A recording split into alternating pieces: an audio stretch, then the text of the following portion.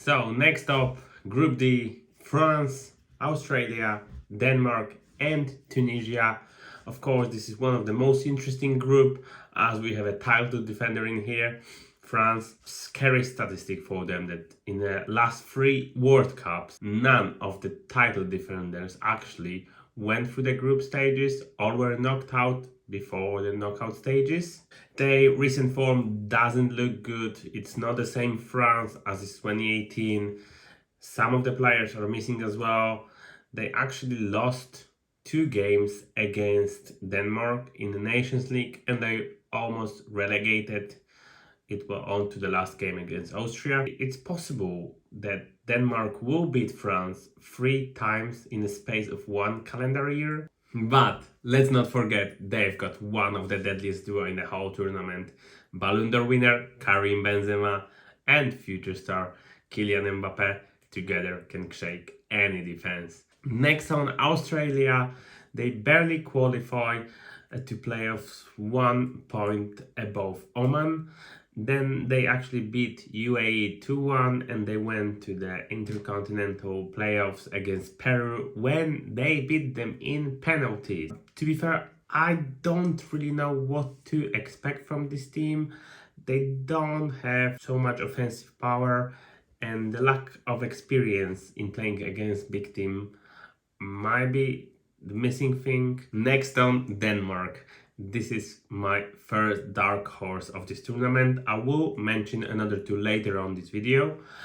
First of all, the work that this team, the improvement that they've made for the last 2-3 years under the coach Kasper Hjulmand is just amazing. Out of this world.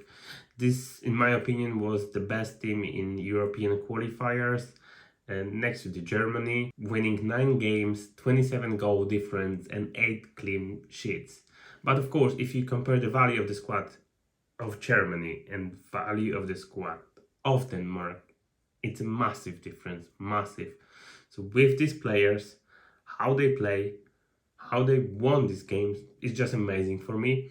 Of course, the main man, Christian Eriksen, coming to the international football after suffering a cardiac arrest at Euro 2021. I'm really happy to see him coming back to the national team and playing at the top level. The weakest point of the team is surprisingly Kasper Schmeichel, since he moved last summer to Nice from Leicester City.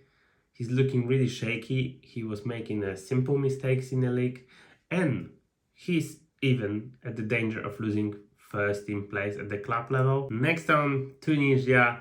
They actually have a decent World Cup 4 years ago. They scored against England and Belgium and they beat Panama. Their coach, Jaler Kadri, who was a former assistant of the coach, took a charge of Tunisia on 23rd of January 2021 in a game won against Nigeria in AFCON quarterfinals, due to the head coach being positive tested for COVID-19. A week later, he was appointed the head coach of Tunisia and led the team to qualifying to the World Cup. In friendlies before the World Cup, they were looking really promising. They beat Japan 3-0, Chile 2-0, and they lost with Brazil 5-1, but it's still a Brazil, and they were playing for almost half of the game, 10 versus 11. So my final prediction for the Group D, Denmark top, France second, Tunisia third, and Australia fourth.